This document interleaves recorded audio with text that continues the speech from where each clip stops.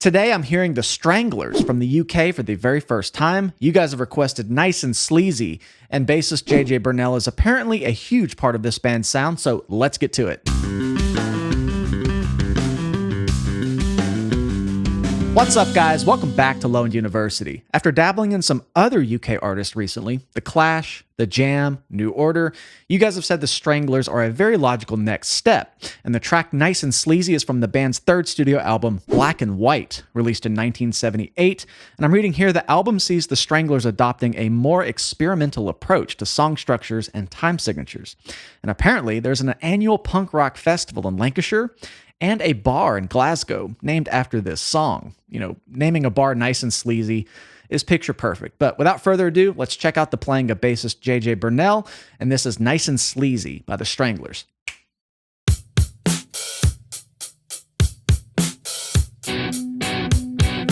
Ooh. Ooh.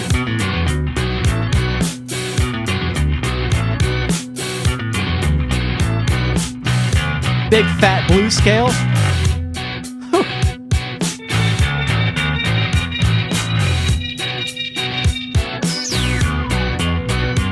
That is a fat, teethy tone if I've ever heard one. And the production has this more, I'm reading here a bit. I don't include everything I read about the band in that intro, but I'm reading they have a new wave sound, or they maybe transition to that sound. And I feel like a lot of these UK artists were very ahead of their time with the production styles. If I'm listening to American punk from this era, it sounds more appropriate for the era it was recorded in. So I like this kind of futuristic production on some of the songs I've listened to. Not a ton going on here, but even in the kick drum sound. Okay, let's go back to this bass intro. Sounds like we're in B minor.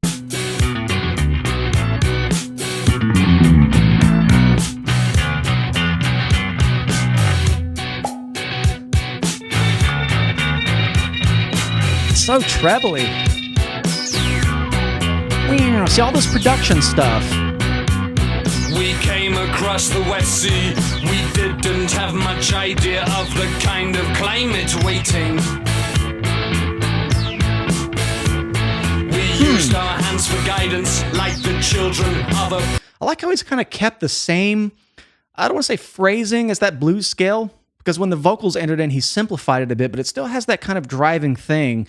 And I've brought this up in a lot of other videos. Something bass players do a lot is when they're on a root note, so in this case, B, you can go down to the fifth below it and just keep going up back to the root note and kind of give this kick drum-esque driving nature to the phrase. So instead of just kind of riding on this B, like I think he's more on a D and an A right here where I paused, but let's just say for the sake of this B.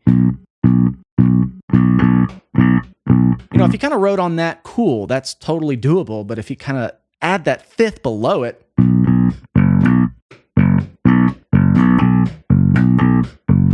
it creates that anticipation that you kind of want to get off the chord and move to the next one. And it just builds a little tension, just kind of going back to the root note over and over again, kind of like he is here, which sounds like he's more in D here. Let's see. Yeah. And just changing notes a little bit, but not letting you forget the root that he is on. And I like that really subtle way of just building a little anticipation to get through to another song section. We used our hands for guidance like the children of a preacher, like a dry tree seeking water, or a daughter. Nice and sleazy, nice and sleazy does it. Ooh. Cool little walk down. One last thing I want to point out before I let it play a bit is that almost right here, the chord progression that's implied is going B minor, A major, G major.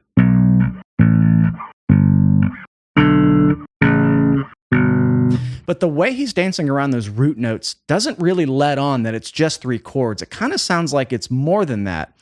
And it's because of what I just said. He's kind of just circling around the actual chord and just letting your ear kind of imagine where it might be going or where it is. Listen to this right here. Waiting.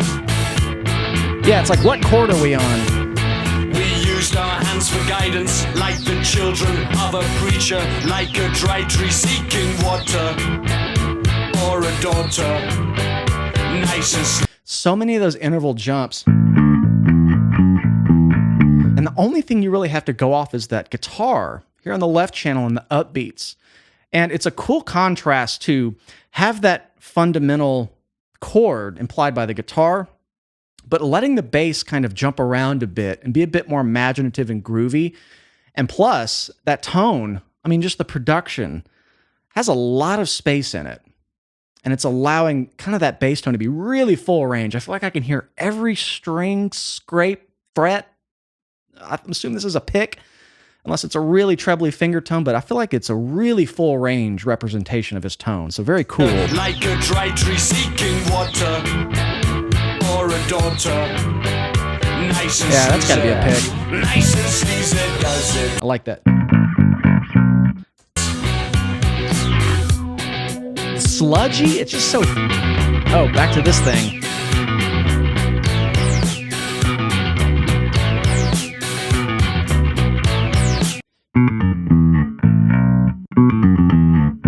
Might be an extra note in there, but it's kind of a cool little thing to harken back to. All right. Nice and sleazy, nice and sleazy.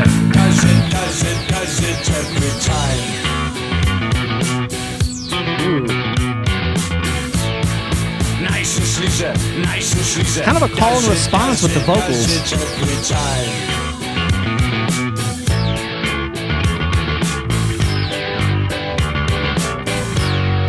Nice and sleazy does it.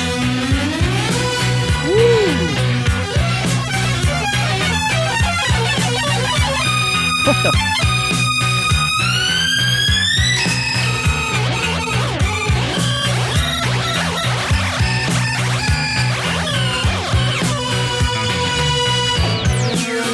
That's like very 70s prog rock type of tone. And, you know, that's not really a technical synth line. I think it's kind of more as just an effect or a contrast to what you just heard, because I heard a little bit of key synth stuff going on. I felt it was going to be kind of very secondary. Now it's a lead figure. So to come out real abrasive like that, with that really screeching high note, it's actually pretty loud, was kind of a cool contrast to what we've heard. You know, this more stripped down, bass-driven thing, guitars on the upbeats, kind of spoken word type of vocal style, which is pretty reminiscent of the other bands I've heard from the UK from this scene. The vocals are almost have this poetic quality to them where they're not super melodic, but they're not spoken word either. It's a really cool mix of, I don't know. It's a unique style, I feel, geographically to this scene in this era. I want to go back to this little call and response thing between the vocals, because he took what was going on in the intro and got a little more adventurous with it as the vocals kind of call and response. It's a really cool compositional thing, very simple.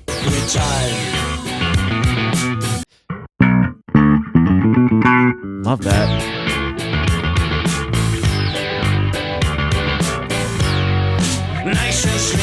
All right, back to this keyboard thing. Yeah, this little chromatic, kind of tritonish. So weird.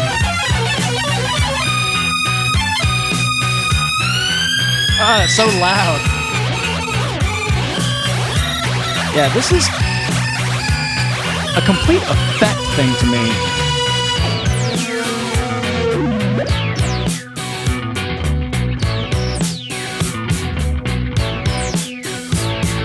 Nice and sleazy, nice and sleazy. Nice and sleazy. Does it every time.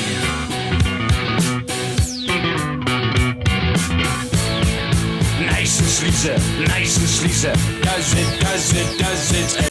You know, despite the notes kind of changing and some of the rhythms, I like that he kind of keeps the theme of this broken up phrasing where it's these little rapid fire bursts of notes. And he's playing it pretty safe. Just it's all B minor blues, B minor pentatonic with that flat 5 in there, which of course turns it from a minor pentatonic. You add one note, the flat 5, so it's a 6th note. You can't call it pentatonic anymore. That's how you create a blues scale. So add the flat 5. But he's doing these little, he's playing with rests, and it's kind of mirroring the whole space in this composition. There's a lot of space. You know, you already have this kind of, I don't know, for 1978, it's kind of future-y production, you know, if I'm referencing other albums from that era. And they had this really tight, airy, kind of really clean, succinct production. And it allows everything to just be really audible. It's a really great mix. But I feel like the note choices and the rhythms he's doing kind of aid in that. It just keeps it real open.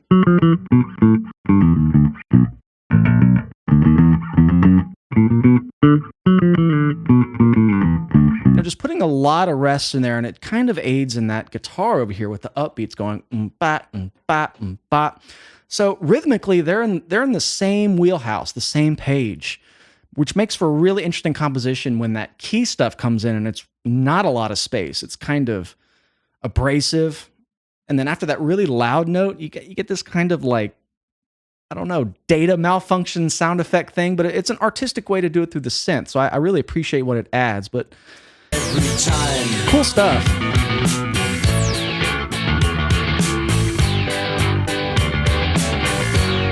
Down to that major 5, which resolves nicely to the 1. Nice and sleazy does it. An angel came from outside, had no halo, had no... Back to the same thing again, just staying on that B minor.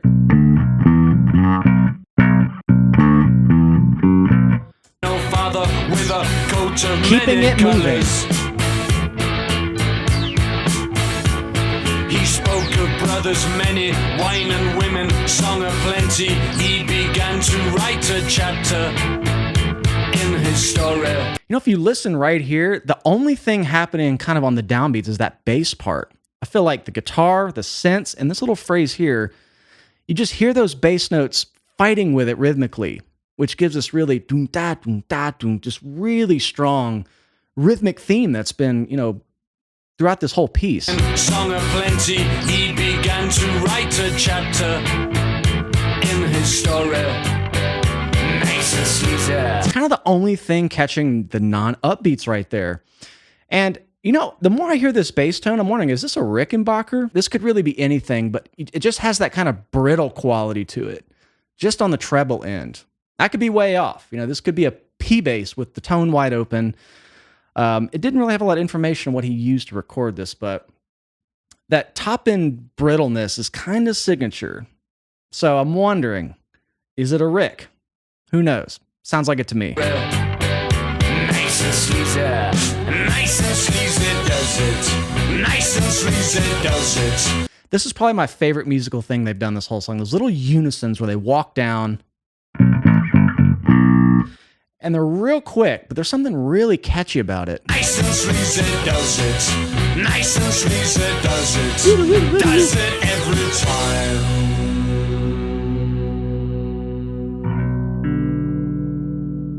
Well, you guys said bassist JJ Burnel was a big part of the band's sound, and I can completely see why. The bass completely drove that whole song. It's almost like it had more of a melodic responsibility for the songs, the way it comes across, than even the vocals or the guitar. Very lead-esque. I'm not sure if this really falls under the punk category, but I saw this requested most on The Clash and The Jam and those comments, so I wanted to get to it. You know, I really like the simplicity of the song. It didn't really deviate anywhere from B minor. Of course, it went down to A, G, F sharp, and, you know, with those little breaks, but the way JJ danced around the root note, even if it was a static B minor for 4 bars, the way he was kind of adding a lot of space, doing a little bit of arpeggios, kind of going up the scale and then skipping 3 notes, then going ba-da-da, ba-da-da. It just gave the illusion the song had more chord changes than it did. And that's all perpetuated by the bass. Super important stuff. And then, you know, you had these really kind of experimental synths come in and just add an interesting contrast to everything else, where it is really the only instrument that got super chromatic, you know, super accidentals going up the little, you know, chromatic things it did, when the rest of the song was super safe and square. So really interesting artistic contrast just between the instruments. And yeah, that's a great bass tone. It's got that clanky, it just makes me want to go, just that brittle top end. So I wonder if it's a Rick, but anyway, it's great to check out the Stranglers finally. Nice and sleazy. Thank you guys for requesting this. If you'd like to support the channel further, come find us on Patreon. I do full album reactions over there. I have music theory courses, bass lessons, tons of stuff. And of course, while you're here, please like and subscribe. It really helps the channel out. I appreciate you guys hanging out with me today. I love you all. We'll see you next time.